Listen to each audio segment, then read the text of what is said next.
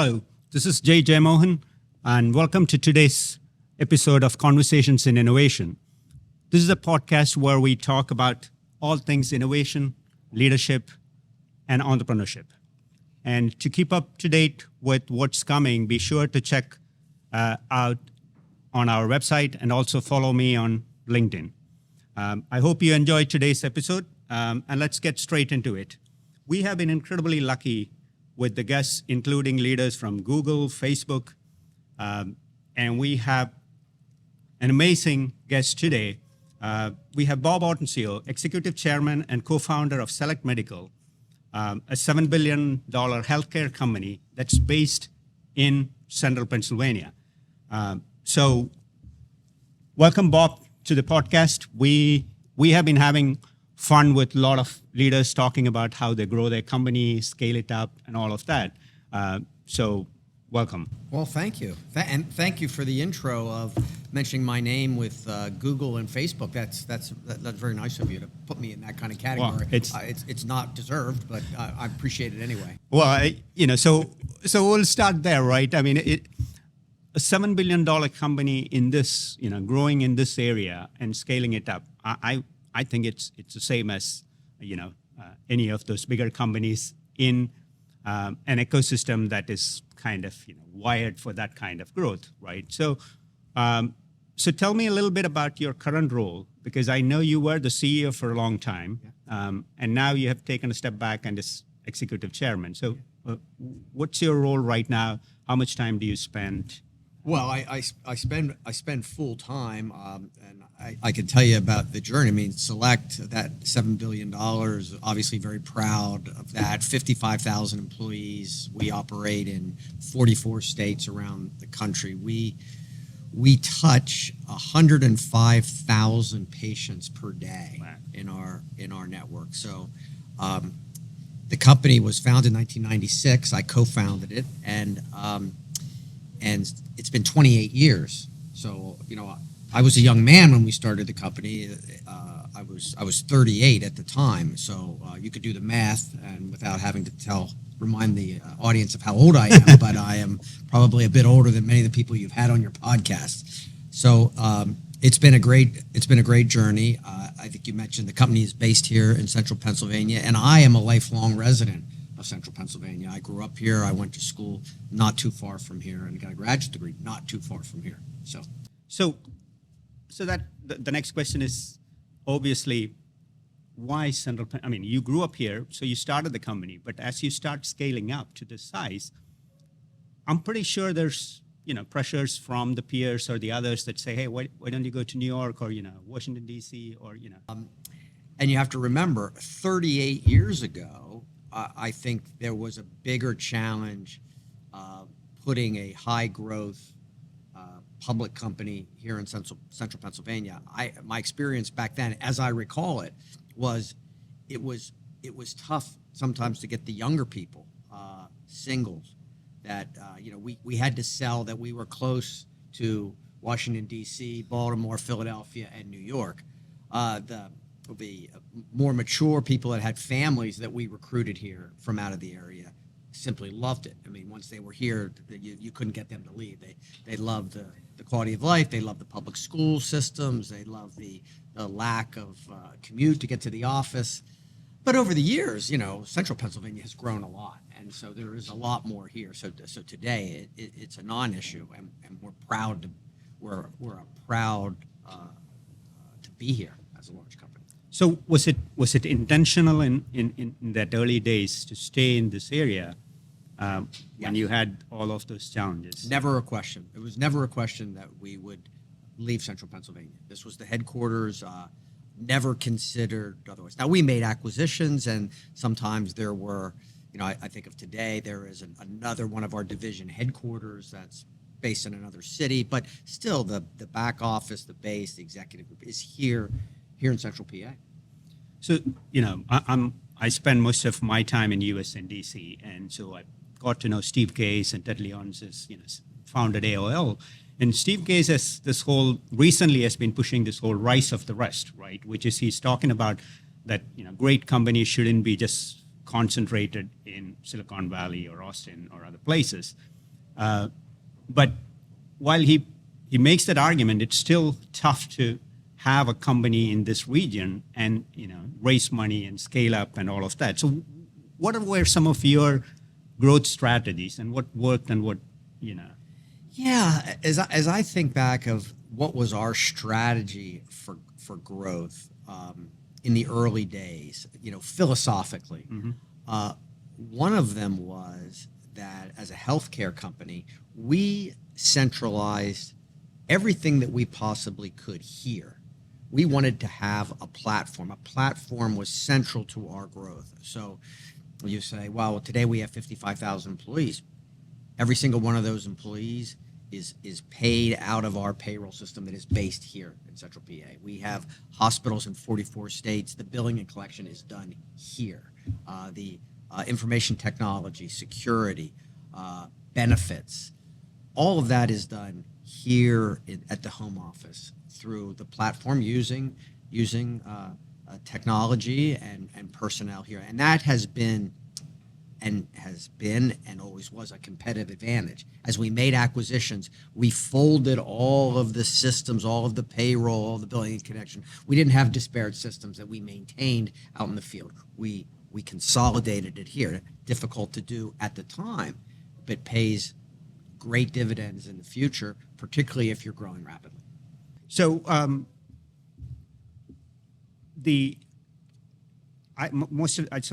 I have a little bit of startup experience, and most of the companies we were under 50 million in revenue, and then we sold out. Right? Mm-hmm. So because we raised these venture capital outside investors, and 5 to 7 years, there's a pressure to what's the exit? So you scale the company to. So for founders, a lot of founders think about when they start a company, I want to scale this up to a big company. I want this to be a legacy, leave behind, and all of that. And then at a certain point, it gets, I have never done this before. So there's always, even in my company, there was a point where they were like, Jay's a nice guy, but you see built a great up to the stage, but he doesn't have the experience to, take it public or any of that. So what was that, from that early stage to these kind of massive sizes? Well, it is a great question, and I think it's instructive for people who are growing a business and want to have a legacy company, are not building it to keep for the long term, but rather to sell it.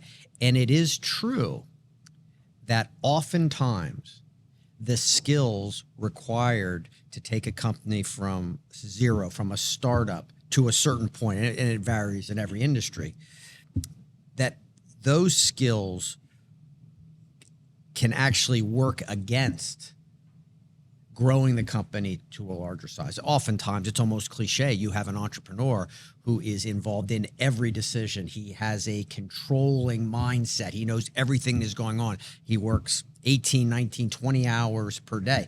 And by the way, private equity investors love that. They love the CEO, the founder who he's on it. He knows he can answer every question about the company you could possibly want to ask. Right. And even when he starts to hire people, he's doing his job and he's doing their job. I mean, that's the profile.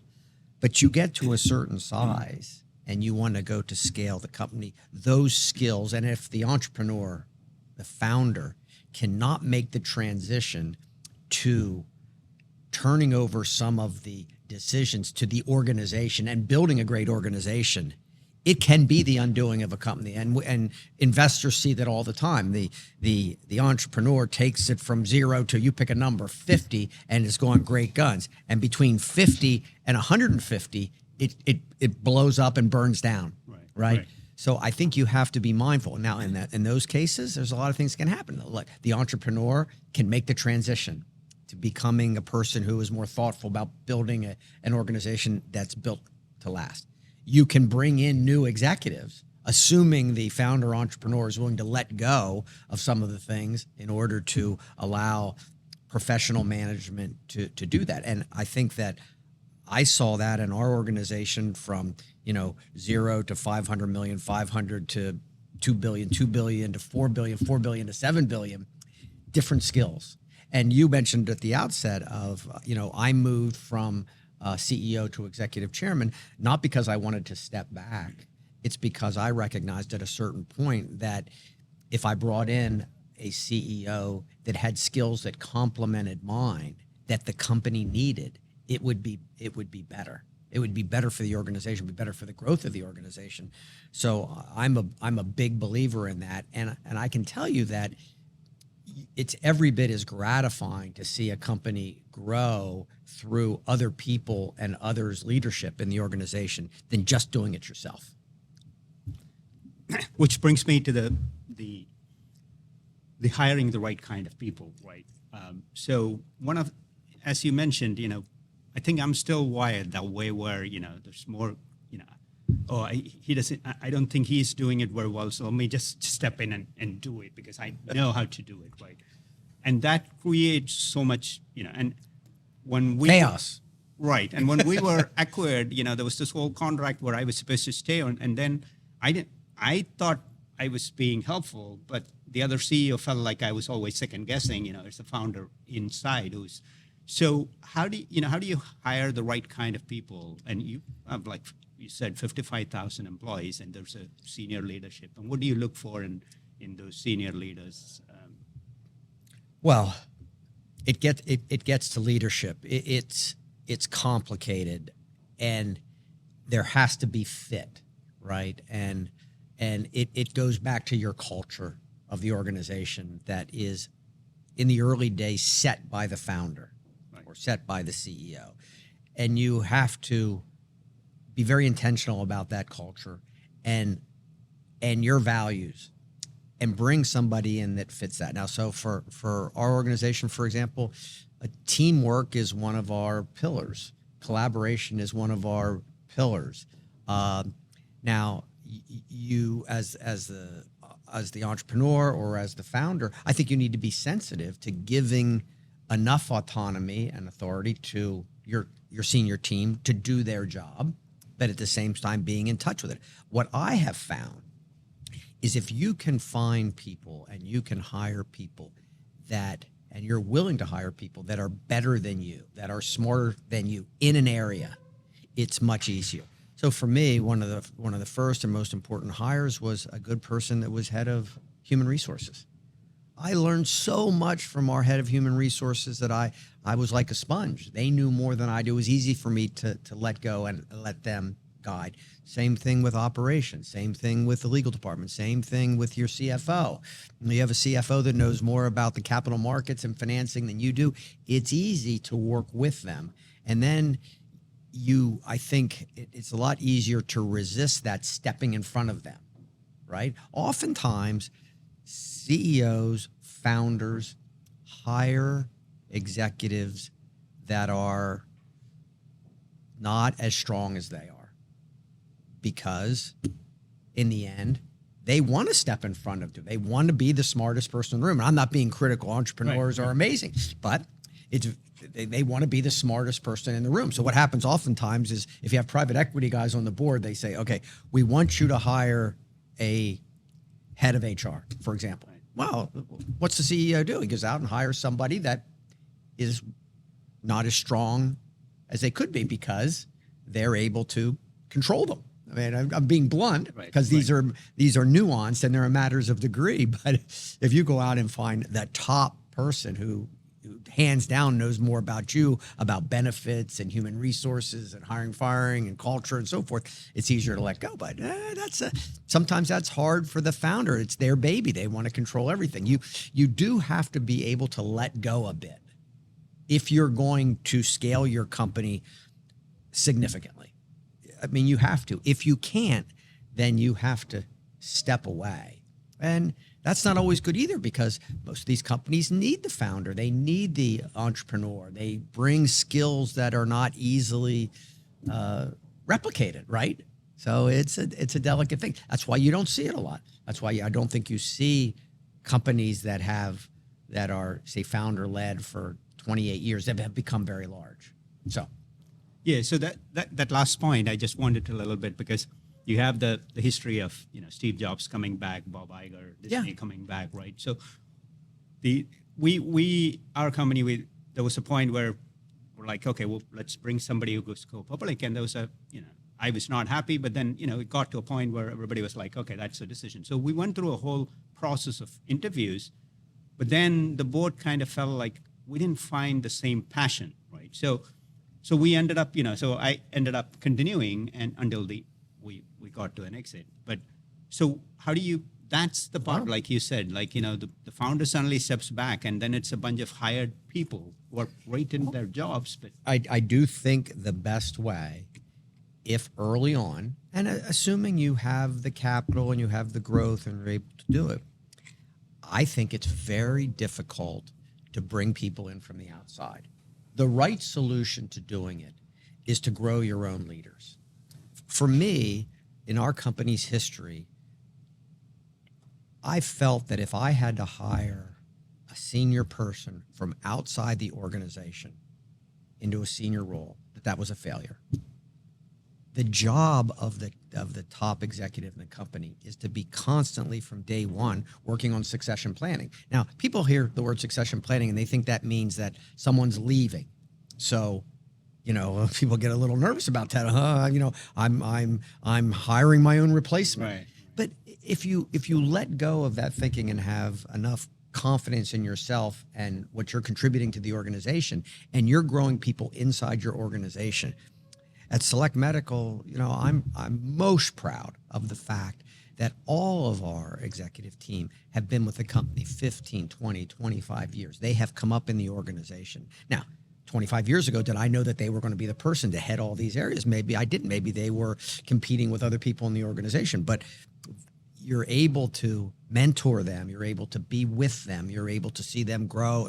They understand the organization. They understand. I mean, you just cannot believe how difficult it is. I just can't imagine hiring in a complex business. I mean, our business, I think, is complex. Hiring in a senior executive to step in. I mean, I think it takes them 2.5 years just to learn the nuances of our business. But if you have a plan to grow your business over the long term, day one, you should be mentoring and grooming and bringing along your people to take on more leadership roles. And there, you have confidence in them. You have a cadence. You know how to work with them. You know their strengths and weaknesses. It starts to feel a lot more like a partnership than if you bring in somebody new and he or she says, "Oh, this is my territory." And Jay, I don't want you stepping into my sandbox. You hired me to. I mean, these are the typical things you hear. You hired me to do this, so let me do my job. And the founder is saying, "Well, wait a minute. I know your job, and you're not doing it right." But if you brought along your leaders over the years, Right. it's so much easier. Right. So that's a great point. And in the startups, I think that's one of the lessons everybody should take to heart in growing their own teams and strategic leaders. Which brings me to what are the healthcare is. We keep hearing about all these. Healthcare is one of these challenging industries. There's always people are talking about there's not enough innovation, but then there's also all this telemedicine, and right now during the pandemic there was this massive disruption happening. So in that kind of an environment, how do you grow strategically, and what are the things you look at from either innovation and also as you grow your core business? Well, let me take that in two parts. Let's talk about growth first, Okay. and then we'll talk about innovation. So for me, I think in a healthy organization that you have to have a good combination of growth via acquisitions and de novo growth, or growth, like in our case, acquiring operations and building those operations. I think that you don't want to have a company that is 100% reliant on acquisitions, because every acquisition is a risk. And every acquisition, you have to be mindful of how you create value with that acquisition. So if you're gonna buy something at fair market value, so if you're gonna spend $20 million for something in an acquisition, you have to understand that your capital is scarce, that the only place you make money is the value of that company growing beyond 20 million. Because if it stays at 20 million, you've made a bad deal. And so what is your game plan? Yeah, maybe you can buy at a discount, and then incrementally you've created some value. But operationally, you have to be prepared to enhance the whatever the metric is. So if it's EBITDA or if it's profitability, revenue growth, whatever it is, you got to be prepared to do that, because the only place you're creating value for your company is in that incremental business. And that's hard. It can be hard. Right. So you have to focus on that. So you never want to overpay because capital is scarce. Right. So you have to have another model that you run simultaneously where you're growing your own. You're opening your no operations. You're doing de novo growth. You're getting your growth through marketing or through new, in our case, new construction. So build hospitals as well as buy hospitals, right? And at any given time, the market's going to give you one or the other, and that's the one that you take. So I think it's important for growth to have that and the platform. Now, I've left aside, which is obviously the most important part, is you've got to have the executives and the operating people to execute, Right. both in de novo, and that whole other story. But obviously, that's the most important thing. But I gravitate to capital because capital is always scarce for startup companies, right? And you got to be judicious about how you use your capital. Okay, so innovation. So my business is on the what they call in healthcare the provider side. We don't sell devices, and we don't do insurance, and we don't manufacture pharmaceuticals. We actually have hospitals and outpatients that put their hands on patients. And as I mentioned to you at the outset, today it's 105,000 patients per day. So you got to be a little careful with the word innovation. I mean, innovation suggests that people are going to have the freedom and the flexibility to innovate. And when you're on the provider side, you don't want to see a lot of innovation.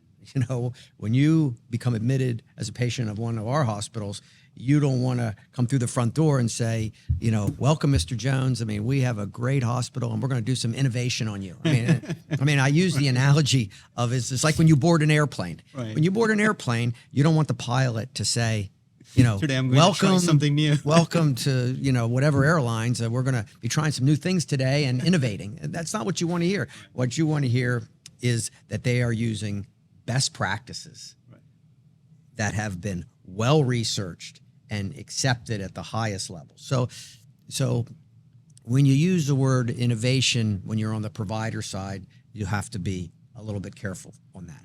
I prefer to use the word how can technology aid the provision of care?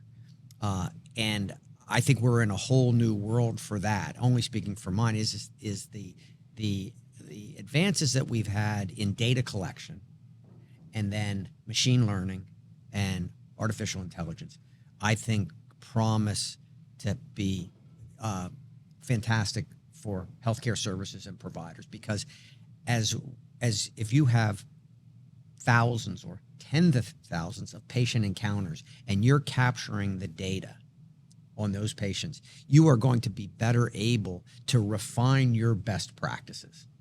What are the drugs that are being administered? What are the times to be doing certain types of therapies? And what is the intensity of those therapies? Because you have access to the data and the machine learning that helps you with that. I think that holds great practice, a great promise for healthcare services and providers. So with that leads to this question of, you know, because you've touched on the acquisitions, growing through acquisitions, right? So when you look at a company like, say, IBM, right, it starts in one area and then they start stepping into these fringes, which, you know, and so they try to be this total solutions provider, right? I mean, so that's kind of, you know, when big companies start growing, that's always, you know, either the challenge or the opportunities. Like, hey, you know, there are 3 other areas which somebody else is providing, which if we extend. So is that how you look at acquisitions? What's the strategy of when you look at acquisitions? And Well, philosophically, for me, in our world, so I mentioned that Select is 28 years old. My career goes back another 15 years, 18 years before that. So just call it a 43-year career in healthcare services. Today, I am pretty much in the same verticals that I was when I started my career. So that alone will give you some kind of, indication on how I feel about moving to the fringes. Now, it is true that Select Medical has acquired some businesses that were not our core. We have 4 divisions. 3 of those divisions were part of the company when we started it 28 years ago, and 1 was added. The one that was added a decade ago happened to be a business that I also understood very well because I had been involved with the company as a board member years before. So I am not a fan of moving out into adjacencies. I mean, there's a couple reasons you might do that. Number one, the business that you're in is not a good business anymore, or it doesn't have any growth prospects, or for some reason it's a dying business, right? And so I think as long as you have growth opportunities, you're better in my industry of just continuing to be better and better executors at what you do, as long as you have opportunities in that space. And we do. We have 4 divisions. I think we have good growth prospects in all of them. So I get asked all the time or get approached by investment bankers all the time, oh, here's a company that's for sale. It's a great company. It's got growth. It's got cash flows. It's got this. Select could buy it attractively. I'm like, okay, no. Why? Because I don't know anything about that business. And these businesses, I like to say, well, healthcare is complicated. But the fact is that every business is complicated. Show me a business that is not nuanced, that is not difficult. Now, sometimes we look at businesses from the outside and we're like, man, that's a good business. That's a great business. That's an easy business. Until you crawl around in the organization for a while, and then you find out, well, maybe it's not so easy. Maybe it's a little bit more nuanced than I thought. And by the time you learn the business really well, maybe you've burned through, a lot of money, right? So now our businesses have changed. The 4 that we're going to have changed dramatically in the last 28 years. But we've been there with them at every little instance and every little nuance, every little change, and have adapted to that and used that as the opportunity. The other thing I think about growth, and I said acquisitions and development, I think your best opportunities for growing are in times of change. I mean, when there is disruption in a industry, that's when you move in. If I plotted the growth of Select Medical over the last 28 years, our biggest growth spurts came when there was some disruption and we moved in. So in our business, it's usually reimbursement changes because we get a lot of Medicare reimbursement. Medicare changes their rules. They change the reimbursement. A segment goes haywire. And if you're thoughtful and you know the business very well, that's a time to strike. So Bob, so we kind of traced the whole growth and what it takes, and you're one of the humblest leaders that I have met. That underplaced, but to grow a company, a $7 billion company, that takes a lot. So how do you balance work and life? And I know you're very much about family, and I know a little bit about your family. And so how do you do that? What does that look like? Well, first of all, I have to say, when you grow a company as we have, it is not one person. It's not 2 people. It's not 10 people. It is an incredible team. I mean, I'm incredibly proud of our company, but I'm proud of the people that have taken it from our startup to where it is today. And all the credit goes to them because that's what it takes. And I say that with all humility. Now, as to the work-life balance, it in the last 4 or 5 years, it's been an incredibly discussed topic. For the first, 80% of my career, you never really heard much about it. And so at my age, there is a tendency to be a little old school. But I think I recognize, and I think that the discussion and the debate about work-life balance is appropriate.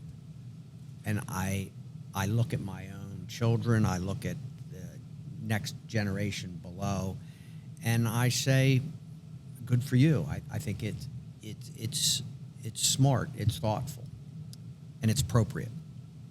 But, and I've said this many times, there is a myth, in my opinion, that you can have it all, that you can build a big, great company, and you can have a great family, and you can have a great social life, and you can not work weekends, and you can leave at 4:30 or 5 o'clock, and you can do a lot of other things that creates that work-life balance. And I think that's a myth, because I don't think you can. I think you have to make choices. You have to make choices of what's important to you, and then you have to give 100% to that, right? So I do think it is possible to grow a great company and be a great spouse and a great father. I do think that's possible. But I don't think it's possible to do that and more and more and more. I mean, I don't see it. I mean, we have people at Select that work really, really hard and really, really long, and they do what it takes, and then they go home and they spend time with their kids and their spouse, and that's their life. But they can't, they can't. I'm going to play golf this afternoon, and I'm going to go out and do this, and I'm taking a long weekend, and I want to make sure that every night I leave at 5 or 4:30. That's not. And I think in this day and age, I applaud. I think that we have a generation of kids who maybe are better husbands or wives or fathers than maybe we were, if measured by time. But I think that life is about choices, and you have to make those choices. I mean, the life of an entrepreneur and growing big companies is not for everyone, okay? It's just simply not for everyone.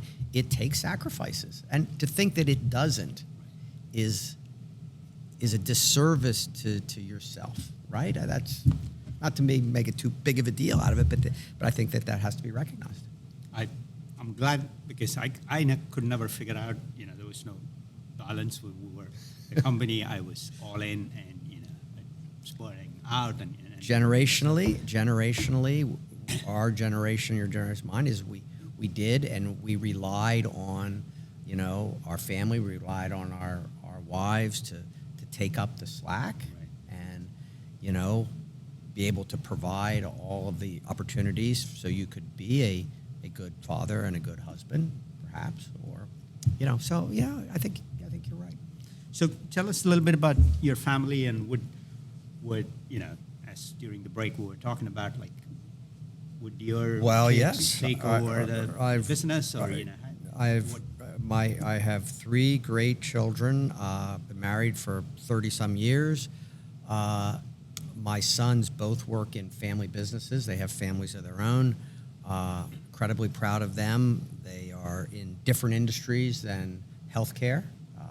They're in financial services, private equity. My daughter lives overseas. She lives in Spain. She works for the United Nations. We are all happy to get together and spend time with each other, which is very gratifying to me. And I'm obviously proud of them. And we are a family of business people. Though my daughter, thank goodness, has picked a different path, working in international development. So I'm really happy about that. So I'm going to, there's a few things, as I've got to know Bob over maybe the last three and a half years, right? So I'm from DC. 4 years back is when the first time I heard about Harrisburg. So for me, why I keep being fascinated and bringing up the $7 billion company is because I'd never heard of Harrisburg, and there are companies this big size in this area, right?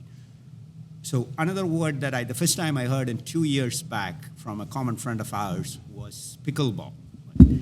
And I had never heard. I thought it was kind of like he was making fun of it, or creating words together, mixing up two things together. But now where I live in McLean and around Virginia, this is the fastest growing. So how did what's pickleball to you, and how did you end up playing? Well, I will tell you what pickleball is, as you mentioned, it is the fastest growing sport in the country, and it is, I think, one of the fastest growing sports of any sport in the last couple decades. It is just remarkable of how many people play, how many courts are being converted. I was first introduced to it when it first came on the scene, and I hope this doesn't come off as crass, but as I first started seeing pickleball, the first thing I thought of was, this is going to be a tsunami of business for our outpatient rehab, because it started out as an older demographic, and as soon as it started, we just saw injuries, soft tissue injuries, orthopedic injuries by the drove. And we're the largest provider of physical therapy in the United States. We have 2,000 clinics out there that provide physical therapy. And I'm like, oh my gosh, I've never seen more ankle, elbow, wrist, back, shoulder injuries. These injuries are coming everywhere. So first thing we did is we did a sponsorship of the first professional pickleball association. So if you watch and you see pickleball on TV, you're going to see select medical banners at the thing, and we have physical therapy tents at all the pickleball tournaments because we want to take care of people who are injured in pickleball. That's the first thing. The second thing is I started playing it myself a bit and found it just incredibly entertaining and fun, easy to pick up, easy to get a game, and we have a mutual friend that I play with often, and I enjoy it. It's kind of one of those interesting phenomenon that comes along, probably a couple of them in your lifetime that you sit back and you say, God, where did this come from? Right. It's amazing. Right. So along with that is, as a big company, and you are one of those people that is, very generous, being involved with a lot of the charities and organizations in this area. Harrisburg University. Mm-hmm. It's a young university coming up in I when I came here, I didn't know there were so many universities within this short area. So tell me about Harrisburg University and your association with. Well, I'm proud to say that I've been involved in Harrisburg University from almost its inception. I think we have a mutual friend, Dave Shankweiler. He was one of the very early people, even before me. And I got involved from a philanthropic standpoint. I am on the board of trustees, and I believed in it.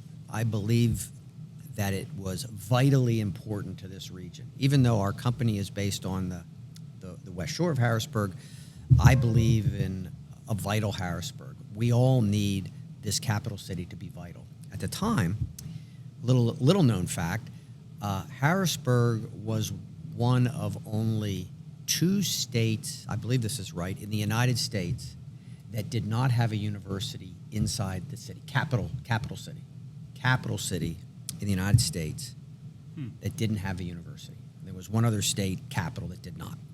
So that alone was, we need to have a university. The fact that it was science, technology, engineering, and math was another box that checked for me. It was downtown. It was totally focused on a more narrow area of education. It educated people most of whom were first to go to college of their family. It quickly moved to graduate programs, and all of those things I think were incredibly important. I believe in education. Education is where most of our family's philanthropic dollars go, education and healthcare. And so I think Harrisburg University has done a great job in a tough environment. As you pointed out, many colleges, Right. many colleges, but this one fills a need that the other ones, I think, do not play in. City hospital, no bookstore, no sports teams other than esports, and it's a city college, and I love that, and I love that it's a big part of growing the downtown. So entrepreneurship, you are a co-founder, so you're obviously passionate. So when the CIE, when this came into the HU makes and the early conversations, and what drove you to support that idea, and how do you see Well, the need? And I don't want to embarrass you, but I didn't really know a lot about an innovation center, or I didn't know how they worked. I was not familiar with them in my experience, and I didn't really buy into it until I met you. And you sold me on it. You sold me on the importance of it. You sold me on why it is vital part of a science and technology, engineering and math. And I think it does wonderful things. I mean, I love startups. I love the innovation that's here now. A lot of it is in the technology area, which is not my area of expertise. But I love business, and I love entrepreneurism. I love startups. So this also, it checks an awful lot of boxes for me. So I'm a big supporter of the CIE.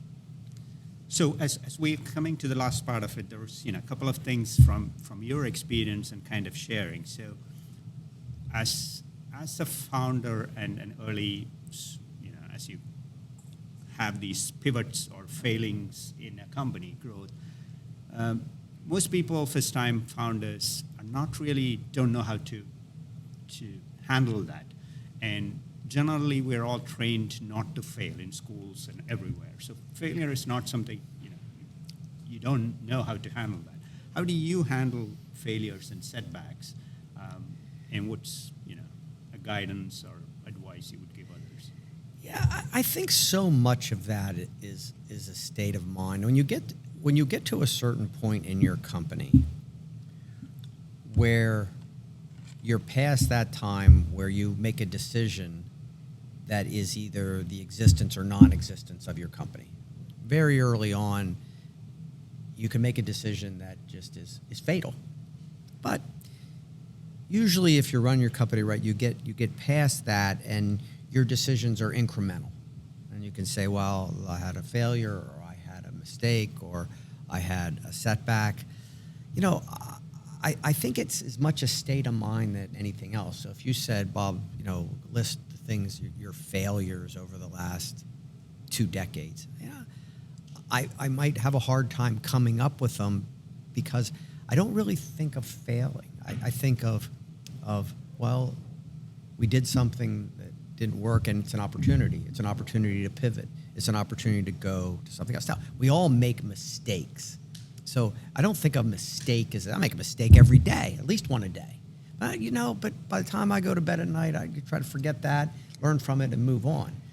So mistakes happen every day. Failures and setbacks are really opportunities to move ahead, because you learn so much from them. What do you learn from a successful deal or a successful transaction or what do you learn from that? Well, it makes you feel pretty darn good when you have those. But they're tough to learn from. In fact, if you have too many of them, you think that you're somewhat infallible, your little arrogance can creep in, you lose your humility, too many successes. When you make a mistake, I think it grounds you, and it gives you an opportunity to learn and be better.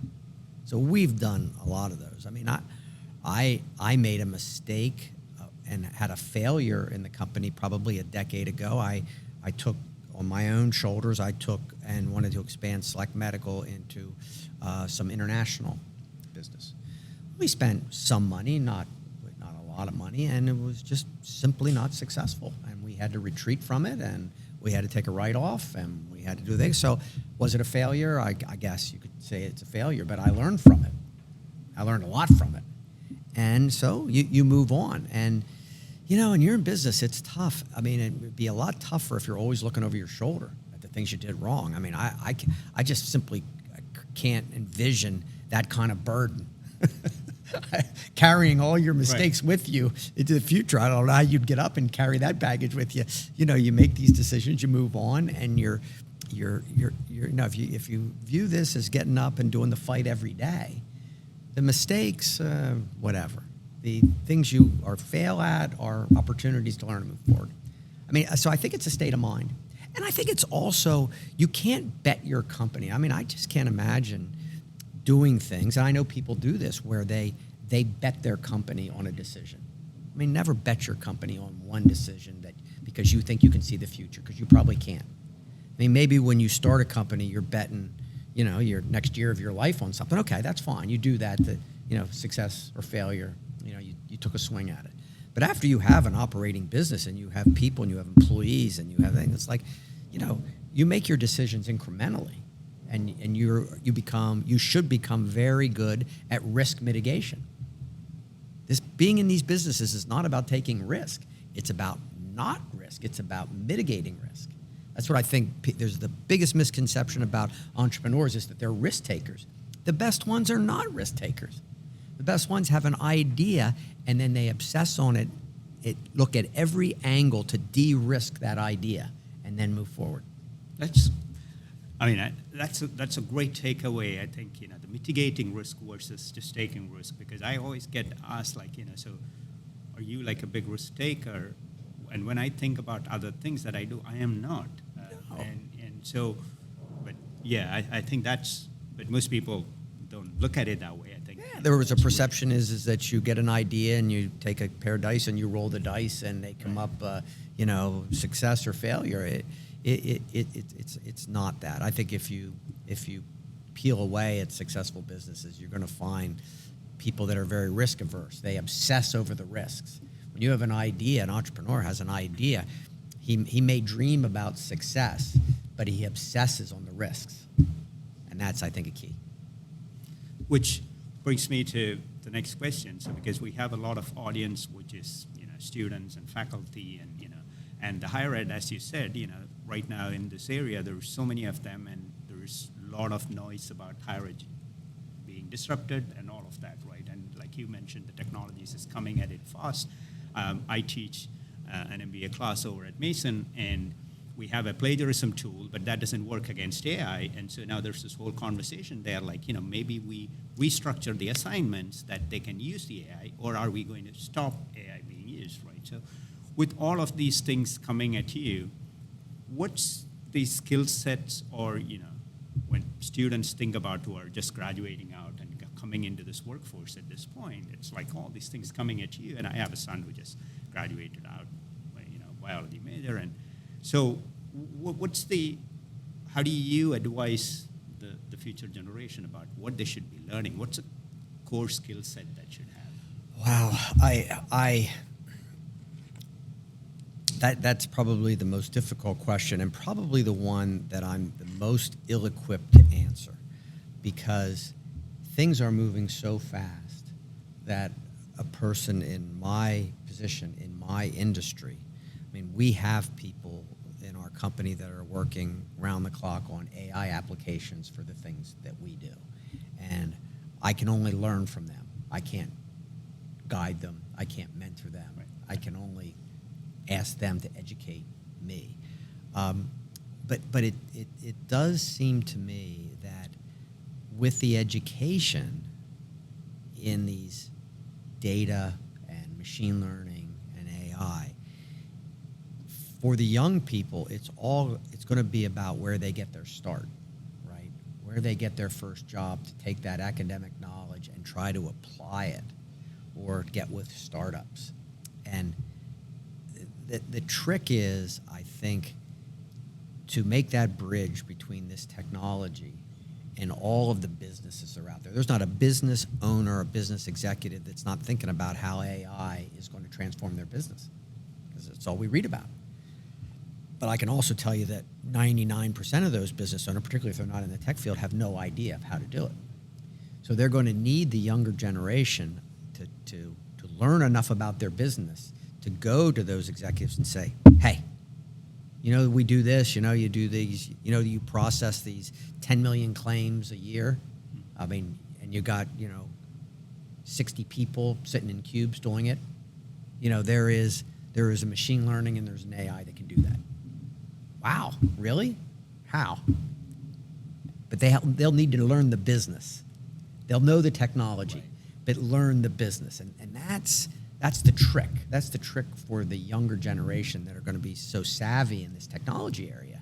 But they got to learn the businesses, whatever business it is. It can be healthcare. It can be, you pick it. I think that's the key. Learn the businesses. Yeah, so I want to pull. So I want to pull on that thread a little bit, before I have one more last question. So the technology is moving so fast, and a lot of those technologies are able to do a lot of things. Like, there was a few years back, like the coding academies. So Facebook put a coding academy, and everybody needed to learn coding. And now I can go into ChatGPT, and I can create the code. I just have to write in English what I need, and I can get Java or Ruby or whatever it is, right? So the domain expertise seems to be, at least from where I sit, right, is one of these critical skill set that needs, because you need to figure out how to apply this technology into that industry, and each industry is different, right? Like I mentioned in the beginning, we recently had this podcast with Phil Moyer, who leads Google's AI, and he's going to be the CEO of another company, he said. But that was, so he said his conversations are around that, right? Because you need to understand what healthcare does, what your business does do, right? So what is the skill set that, because students just come out with, I'm a computer science major and I know a little bit AI. And then most of the employers say, well, we have to spend another 2-3 years to get them to be ready to work. What is the skill set that they can learn in college that will help them quickly adopt into a domain, like understanding healthcare? Or, is there ways you can teach that? I don't know. I mean, I think if I frame the question a different way, is a liberal arts education good enough to be able to transition you into an organization with some AI and technology skills? I'd like to believe that it is.